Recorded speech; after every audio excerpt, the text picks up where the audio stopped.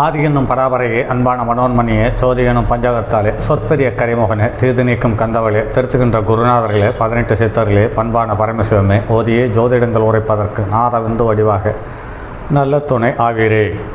உலகில் உள்ள தமிழ் பேசும் அனைத்து நல் உள்ளங்களுக்கும் மற்றும் ஜோதிட சான்றோர்களுக்கும் மூத்தோர்களுக்கும் ஆர்வலர்களுக்கும் மற்றும் இந்த காணொலியை காணும் உங்களுக்கும் ஆஸ்ட்ரோராஜின் இனிய நல்வணக்கங்கள். ஜோதிடம், ஆன்மீகம், வாழ்வியல், மருத்துவம் என்ற 4 தலைப்புகளில் தொடர் காணொலிகளாக கொடுத்து வருகிறோம். அந்த வகையில் வாழ்வியல் சம்பந்தப்பட்ட காணொலிகள் 2 காணொலிகள் கொடுத்தோம். அடுத்து பேசும் பிரபஞ்சம் என்ற தலைப்பில் தெய்வங்கள் சார்ந்த ஒரு குறிப்பிட்ட இடத்தில் உள்ள தெய்வங்கள் ஒரு குறிப்பிட்ட சக்தியை பெற்றிருக்கிறது. அந்த சக்தியிடம் சென்று முறையிட்டு வாக்கு கேட்கும் பழக்கம் என்பது சார்ந்த சில பதிவுகள் கொடுத்திருக்கிறோம். இதில் சக்தியுள்ள தெய்வங்கள் சார்ந்த சில பதிவுகளையும் கொடுத்திருக்கிறோம். அடுத்து இதுவரை தொடாத ஒரு வித்தியாசமான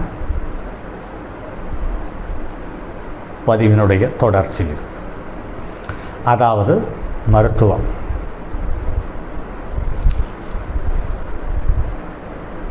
நான் சிறு வயதாக இருந்த காலத்தில் இருந்த ஜோதிடர்கள்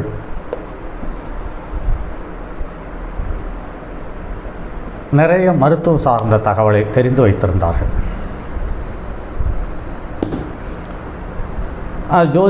ஜோதிடம் பார்த்துவிட்டு உடல் நலம் சரியில்லை, பொருளாதாரம் சரியில்லை என்று சொல்லும்போது இந்த கோவிலுக்கு சென்று வா என்று சொல்லியிருக்கிறார்கள். இந்த உடல்நலத்தில் இந்த பாகம் தொந்தரவு செய்யும், மருத்துவம் வைத்தியம் செய்ய வேண்டிய கட்டாய சூழ்நிலைக்கு தள்ளப்படுகிறீர்கள் என்று சொல்லியிருக்கிறார்கள். அப்போதெல்லாம் அது ஒரு வேடிக்கையாக தெரிந்தது.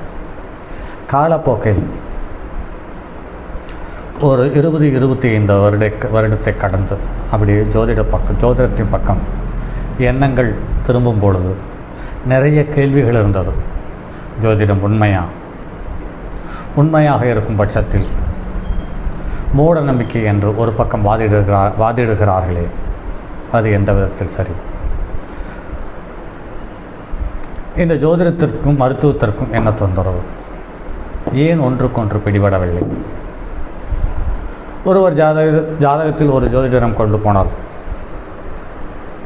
கை பாதிக்கப்பட போகிறது, கால் பாதிக்கப்பட போகிறது, நுரையீரல் பாதிக்கப்பட போகிறது, அல்லது கல்லீரல் பாதிக்கப்பட போகிறது, இதயம் பாதிக்கப்பட போகிறது, தோல் நோய்கள் வரப்போகிறது, தலைவலி வரப்போகிறது, இரத்த சம்பந்தப்பட்ட தொந்தரவுகள் வரப்போகிறது, புற்றுநோய்கள் வரப்போகிறது என்று ஏதோ ஒரு வகையில் ஏதோ ஒரு ஜோதிடர் சொல்லிக்கொண்டு தான் இருந்தார்கள். ஆனால் அது ஏன் சொன்னார், எப்படி சொன்னார், அது எப்படி சாத்தியம் என்பதை மனதில் ஒரு ஓரமாக அந்த கேள்வி தூங்காமல் சில நேரத்தில் என்னை விழிப்புடன் வைத்தது. அந்த வகையில் மருத்துவத்திற்கும் ஜோதிடத்திற்கும் என்ன தொடர்பு என்ற கேள்வி நீண்ட காலமாக இருந்தது. அந்த கேள்விக்கு ஒன்றுக்கொன்று தொடர்பு இருக்கிறது என்பது தெளிவாக அடையாளம் காட்டி எனக்கு சொல்லிக் கொடுத்த ஆகச்சிறந்த ஆசிரியர் என்றால் திரு ஜி கோபாலகிருஷ்ணன் என்று ஜிகே அகாடமியினுடைய தவப்புதல்வன் என்றே சொல்லலாம். ஜோதிடத்தில் அவரை தாண்டி இனி ஒரு மனிதன் பிறக்க முடியுமா என்றால் இல்லை என்றே தான் சொல்ல வேண்டும். ஏனென்று கேட்டால் அவர் மட்டும்தான் இயல்பான வாழ்க்கைக்கும் மனிதனுடைய உடல் உறுப்புகள் சம்பந்தப்பட்ட கிரகங்களுடைய தன்மையை அடையாளம் காட்டக்கூடிய மருத்துவ ஜோதிடம் என்ற வகுப்பை எடுத்தார். மருத்துவ ஜோதிடம் என்பதற்கு ஒரு தனிப்பட்ட நூலை எழுதி இந்த நட்சத்திரத்தில் பிறந்தால், இந்த ராசியில் பிறந்தால், இந்த லக்கணத்தில் பிறந்தால் இந்த மாதிரி நோய்வாய் இவருக்கு வரும் என்பதை தெளிவாக அடையாளம் காட்டியிருக்கிறார்கள். அவர் மூலமாக மேலும் கேள்விப்பட்ட தகவல், ஒரு காலத்தில் முன்பெல்லாம் ஜோதிடரும் மருத்துவரும் ஒருவராகவே இருந்திருக்கிறார்கள். ஆனால் ஜோதிடத்தை நம்ப வைத்த அளவுக்கு மருத்துவத்தை நம்ப வைத்த அளவுக்கு ஜோதிடர்களால் நம்ப வைக்க இயலாததால் ஜோதிடம் ஒரு பக்கம் பிரிந்து போனது, மருத்துவம் ஒரு பக்கம் பிரிந்து போனது.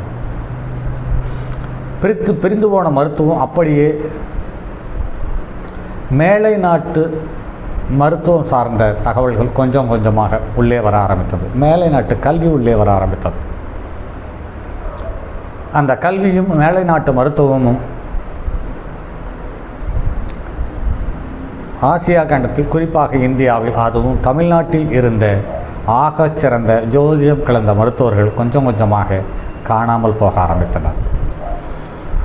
அதற்கு அடுத்து நாட்டு வைத்தியம், சித்த மருத்துவம் போன்ற ஆகச்சிறந்த அனுபவம் வாய்ந்த மருத்துவர்கள் அந்த மருத்துவத்தை தான் கற்றதோடு மட்டுமல்லாமல், தான் மருத்துவத்துக்கு பாடுபட்டதோடு மட்டுமல்லாமல் மற்றவர்களுக்கு கற்றுக் கொடுக்காமலே இறந்து போனார்கள். அதுவே இவ்வளவு பெரிய பாதிப்புக்கு நம்மை கொண்டு சேர்த்தது என்பதில் மாற்று கருத்தில்லை. இப்படி மருத்துவத்திற்கும் ஜோதிடத்திற்கும் உள்ளது தகவல்கள். அது மட்டுமல்லாமல் நோயற்ற வாழ்வே குறைவற்ற செல்வம், மிகினும் குறையினும் நோய் செய்யும் முதலோர் என வள்ளுவர் பாடி கூறியபடி வாதம், பித்தம், கபமும் சீராக இருக்க ஒருவருக்கு நோய் வராது. இந்த மூன்றில் எது கூடினாலும் குறைந்தாலும் நோய் வரும். மனிதனது உடலானது பல தனிமங்களால் ஆக்கப்பட்ட ஒரு தொகுப்பு. இரும்பு காந்தத்தால் கவரப்படுவது போல மனிதனுடைய உடலில் இருக்கக்கூடிய தனிமங்கள் மேலே இருக்கும் கிரகங்களால் ஈர்ப்பின் அடிப்படையில், அவர்களுடைய பிறந்த ஜாதக அடிப்படையில், கிரகங்களின் தன்மையை பொறுத்து, அந்த ஜாதகத்தின் தன்மையை பொறுத்து அவர்களுடைய உடலில் தூண்டல் மற்றும் துலங்கள் ஏற்படும். அந்த தூண்டலின் அடிப்படையில் நோய் ஏற்படுவது, கூடுவது அல்லது நோய் குறைவதோடு நோய் வராமல் இருக்கும் என்பது மருத்துவ ஜோதிடத்தினுடைய அடிப்படை. அடுத்து பருவகாலங்கள். நவகிரகங்களின் தலைவனான சூரிய பகவான் அருளாசியால் பருவகாலங்கள் மாற்றம் ஏற்படுகிறது. சூரியன் உச்சமடையும் சித்திர மாதத்தில் மேசத்தில் கோடை காலமும், நீசமடையும் நேரத்தில் குளிர்காலமும் ஆரம்பிக்கிறது. இந்த பருவகாலத்தின் அடிப்படையில் தான் கோடை காலத்தில் வெப்ப நோய்களும், குளிர்காலத்தில் கபம் சம்பந்தப்பட்ட, சுரம் சம்பந்தப்பட்ட நோய்கள் ஏற்படுவது இயல்பு. அப்படியானால் இந்த நோய்க்கு அடிப்படை கிரக நாயகரின் சூரியனே என்பது கண்கூடான ஒரு விஷயம். அடுத்து நவீன மருத்துவத்திற்கு முன்னர் ஜோதிடமும் மருத்துவமும் இரு கண்களாக திகழ்ந்து வந்து இருக்கிறது. ஒரு மருத்துவராக இருப்பதற்கு ஜோதிடமும் தெரிந்திருக்கும். வரலாற்று சான்றுகளின்படி 18 சித்தர்கள் காலத்தில் மேற்சொன்ன மருத்துவம் ஜோதிடம் சிறப்பாக இயங்கி வந்துள்ளது என்பதற்கு 18 சித்தர்களே சிறந்த சான்று. போகர் மற்றும் அகத்தியர் போன்ற சித்தர்கள் ஜோதிட அடிப்படையில் மருத்துவம் பார்த்திருக்கிறார்கள். மருத்துவ நூல்களை எழுதி சென்றிருக்கிறார்கள். மருத்துவ நூல்களையும் ஜோதிட நூல்களையும் ஒருங்கே எழுதியிருக்கிறார்கள்.